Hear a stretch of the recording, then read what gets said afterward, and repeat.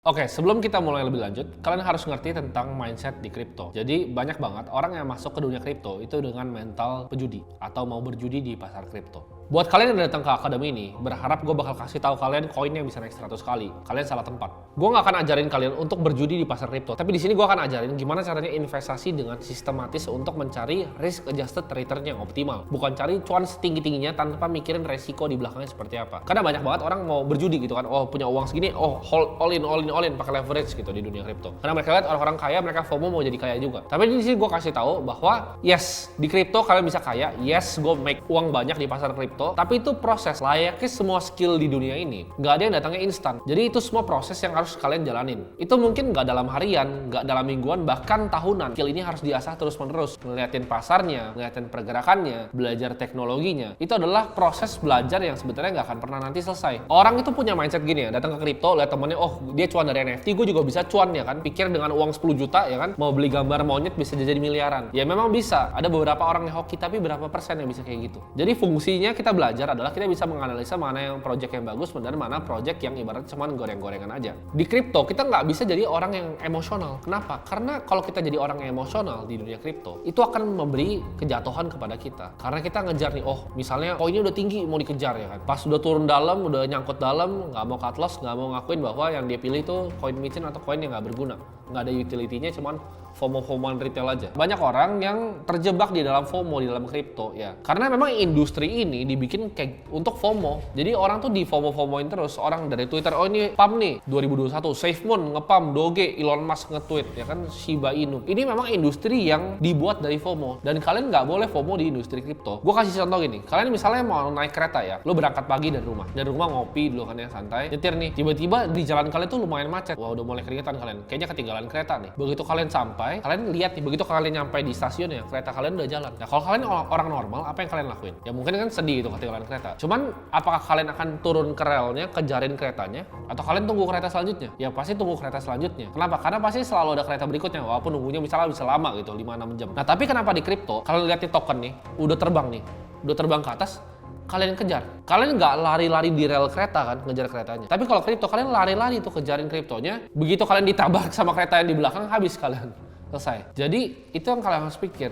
jangan FOMO di dunia kripto. Selalu ada kereta selanjutnya. Jadi kalau misalnya memang udah tinggi banget, ya pasti ada yang jualan barang. Biarin aja gitu, jangan FOMO. Nah supaya kita nggak berjudi di dalam kripto, kita harus tahu dulu alasan kenapa kita mau masuk berinvestasi di dunia kripto. Yang pertama, ya pasti aja kita jujur lah, ya semua orang butuh uang.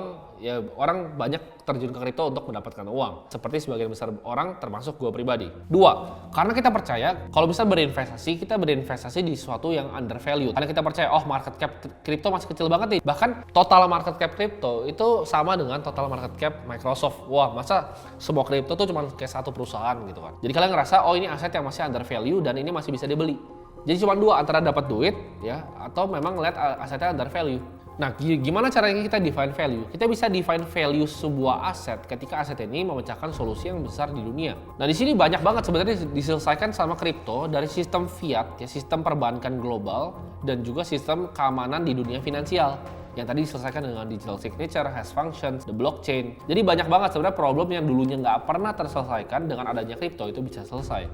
Nah kalau kripto bisa menyelesaikan masalah yang tadi gue bilang, ya of course pasti unlock dari value-nya itu bakal besar. Apa sih sebenarnya yang diselesaikan juga sama kripto? Kita lihat kan kalau negara yang print unlimited money kayak Zimbabwe, orang udah bawa-bawa kayak gitu, itu udah jadi nggak jelas gitu negaranya. Kenapa? Karena kita lihat uangnya juga udah nggak jadi berarti. Kita harus percaya kepada pemerintahan bahwa pemerintahan nggak akan fuck up dalam ngerjain mata uangnya. Kita percaya kepada Bank Indonesia nggak akan ngancurin rupiah dengan fiscal policy yang aneh-aneh. Kita percaya US dollar akan selalu dijaga sama Fed biar inflasi nggak terlalu tinggi dengan dia naikin interest rate sekarang. Nah ini menurut gue salah satu use case juga dari kripto. Kalau kalian pernah transfer uang gede ke luar negeri, kalian pasti tahu itu bahwa itu something yang nggak efektif. Kalian transfer dari bank padahal uang lu sendiri tapi susah dikeluarin. Sedangkan kalau kripto nggak perlu tuh kalian ke teller, nggak perlu tanda tangan. Kalian cuma perlu ya tadi ya private key kalian untuk akses kripto kalian, transfer ke public key-nya orang, dapat dia kriptonya. Beres. Mau 1 miliar, 10 miliar, 100 miliar itu 1 detik kelar. Mau transfer Indonesia Australia, Indonesia Afrika, Indonesia USA, itu kalian nggak bisa lakuin tuh di bank. Coba kalian transfer ke US pakai bank BCA 10 miliar. Susahnya setengah mati. Nah, kita juga lihat banyak banget penipuan di institusi finansial besar. Karena ini di-run sama manusia dan manusia itu banyak yang korupsi. Kita lihat kayak kemarin asuransi Wana Arta, Jiwasraya, Asabri,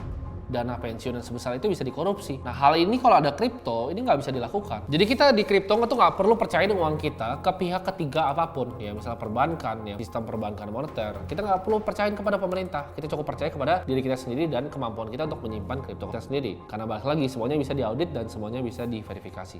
Nah, supaya kalian lebih ngerti tentang mindset yang lebih luas di kripto, kalian harus ngerti yang namanya korelasi, ya. Jadi apa definisi dari korelasi? Korelasi itu adalah ketika dua atau lebih aset itu punya hubungan antara satu dengan lainnya. Nah, ini yang bikin orang tuh sebenarnya punya gamblers mentality di kripto atau mindset berjudi. Karena mereka nggak ngerti fungsi dari korelasi ini. Maksudnya apa? Mereka pikir nih, oh gua ada lihat altcoin nih bagus nih ya. Ini koinnya bagus. Kayaknya ini kalau Bitcoin turun pun altcoinnya bakal tahan. Mereka nggak sadar bahwa backbone dari cryptocurrency itu adalah Bitcoin. Semua aset kripto, altcoin apapun, mau use case-nya lu mau dari DeFi, Metaverse, Decentralized Exchange, itu pasti ada hubungannya harga tokennya ketika Bitcoin turun. Itu adalah namanya korelasi. Jadi banyak yang delusional. Mereka pikir, oh koin gue paling bagus nih. Misalnya yang XRP maksimalis gitu. Oh Ripple nih nggak bakal turun meskipun Bitcoin turun. Itu pemikiran orang bego. Karena pasti ada korelasi antara Bitcoin dan juga altcoin yang lainnya. Bahkan volume exchange besar itu seperti Binance ya, Bybit, itu terkorelasi sama harga dari Bitcoin. Bitcoin turun, volume Binance turun. Semua industri kripto kena. Nah, ini banyak banget ya yang akhirnya muncul karena kebohongan-kebohongan di media. Dibilang, oh korelasinya antara kripto dengan saham itu kecil. Ini menurut gua kebohongan. Kenapa? Karena pemainnya udah sama. Ya, institusi besar yang masuk di kripto dan saham itu udah mirip-mirip. Jadi kalau saham turun, percaya gua, Nasdaq turun, kripto pasti turun. Kripto tuh punya korelasi yang tinggi terhadap geopolitical resiko, terhadap politik US. Pasti ada korelasinya terhadap misalnya the Fed. Oke, dia nanti Desember naikin basis point berapa nih? Apakah 50 basis point atau 75? Oh, kalau 75, gue yakin Bitcoin akan turun lagi. Bahkan bisa di bawah 16.000. Karena kenapa? Karena market S&P ntar pasti shot ke bawah. Jadi itu ada korelasinya antara saham, kripto, dan juga politik. Jadi kalian harus ngerti ini. Jadi nggak ada satu koin pun yang terbebas dari semua hal ini. Karena semuanya itu saling berkesinambungan. Pada nyatanya, kripto dan saham itu masuk sebenarnya dalam kategori risk asset. Jadi aset yang beresiko, aset yang volatil. Nah, kita harus tahu asetnya udah banyak. Ada yang aman kayak cash, deposit, ya kan, time deposit, government bonds. Ada juga yang lebih resiko, misalnya bonds, junk bonds, segala macam. Kripto itu udah paling ujung ya dari resiko. Jadi bahkan di atas venture capital atau private equity. Nah, mereka itu selalu bergerak bersama dan itu adalah siklus dari sebuah market. Nah, di sini nextnya gue akan ajarin kalian gimana caranya kalian ngelihat siklus di market dan kapan untuk pindah-pindahin aset kalian karena semuanya itu saling terkorelasi.